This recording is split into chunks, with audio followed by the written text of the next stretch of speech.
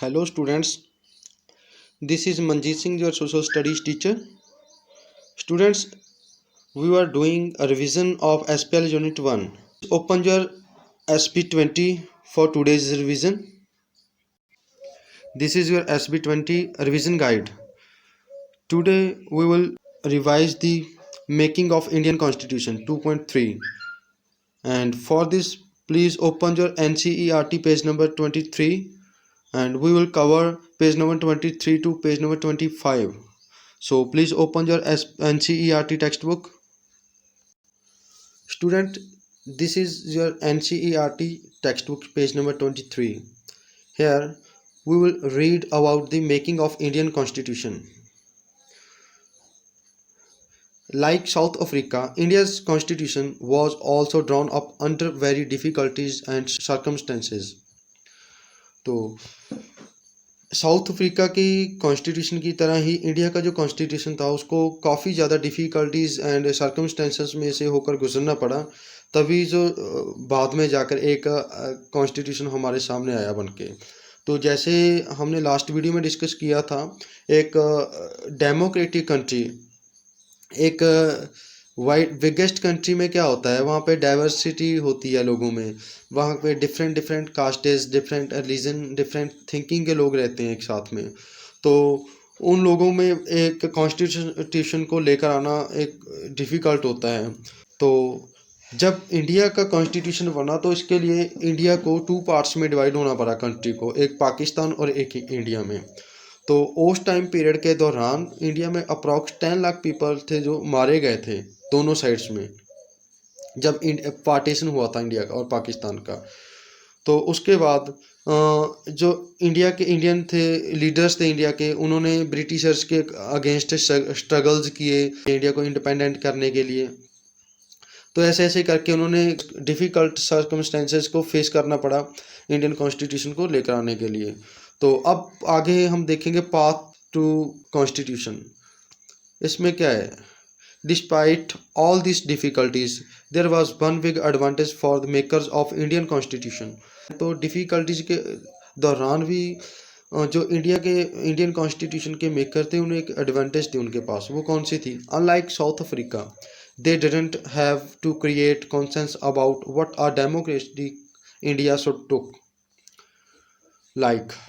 तो ऐसा नहीं उन्हें करना पड़ा, and much of this consensus had involved during the freedom struggle. Our national movements was not merely a struggle against a foreign rules. तो जो भी हमारी यहाँ पे स्ट्रगल्स हुए अगेंस्ट फॉरनर्स, तो वो स्ट्रगल्स थे बेटा वो अपने इंडिपेंडेंट इंडिया की थी। देन उसके बाद as far back as in 1928 Motilal Nehru and 8 other Congress leaders drafted a constitution for India. तो 1928 में मोतीलाल नेहरू और 8 और कांग्रेस लीडर्स ने इंडिया का कॉन्स्टिट्यूशन को ड्राफ्ट किया था। And then in 1931 the resolution at the Karachi session of Indian National Congress dwelt on how independent India's constitution should like look. तो जब उनकी कराची में एक सेशन हुआ था, मीटिंग हुई थी 1931 में, तो उन्होंने वहाँ पे यही डिस्कस किया था कि जो इंडिपेंडेंट इंडिया का जो कॉन्स्टिट्यूशन होगा वो कैसे होना चाहिए। तो both this documents were committed to the inclusion of universal adulthood franchise, right to freedom and equality and protecting the rights of minorities in the constitution of independent India. तो वहाँ पे इन्हीं जो इन्हीं टॉपिक्स के ऊपर उन्होंने ज़्यादा प्रेशर डाला। एक तो फ्रीडम, राइट टू फ्रीडम, क्योंकि जब ब्रिटिशर्स के अंडर था इंडिया हमारा, तब हमें फ्रीडम नहीं थी, इंडियन लोगों को इतनी फ्रीडम नहीं थी।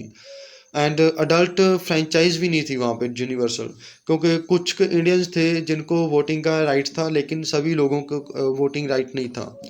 एंड उसके बाद right to minorities in Indian constitution.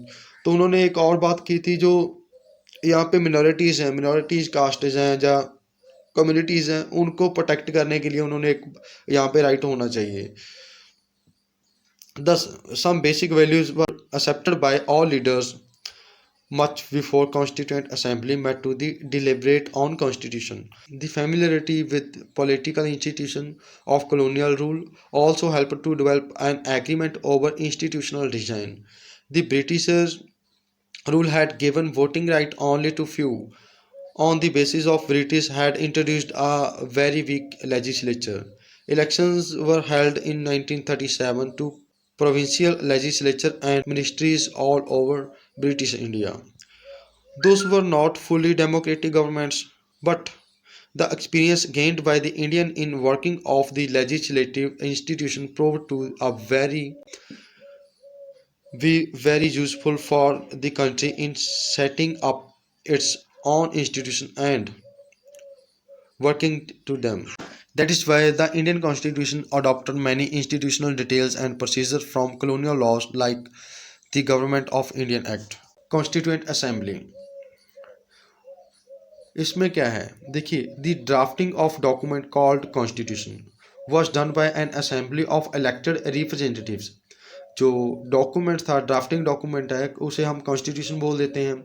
And जो असेंबली थी जिसमें इलेक्टेड रिप्रेजेंटेटिव थे, जिन्होंने कॉन्स्टिट्यूशन को बनाया, उसको हम कॉन्स्टिट्यूएंट असेंबली बोलेंगे। एंड उसके बाद elections to the constituent assembly were held in July 1946। Its first meeting was held in December 1946।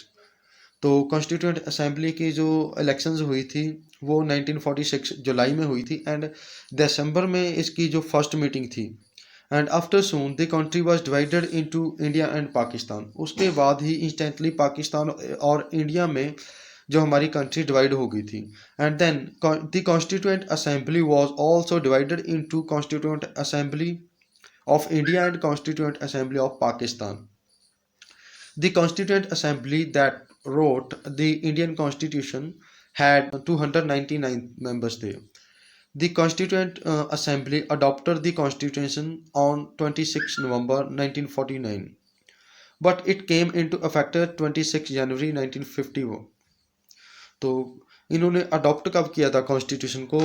1949 में किया था, 26 नवंबर को। एंड इफेक्ट में कब आया था कॉन्स्टिट्यूशन हमारा? 26 जनवरी 1950 में। To make this day we celebrate January 26 as a republic day every year. तो इसी दिन को अभी तक हम इसी डे को सेलिब्रेट करते आ रहे हैं एज ए रिपब्लिक डे पे। तो ऐसे हमारा जो कॉन्स्टिट्यूशन बना, ये था स्टूडेंट्स आज का आपका making of Indian constitution. Open your SB20। Students, now answer the question 1 and question number 4 on page number 31 and question 8 and 9 on page number 32. Please revise these questions and after that on your lead supplementary book, please read concept times 6. So thank you students.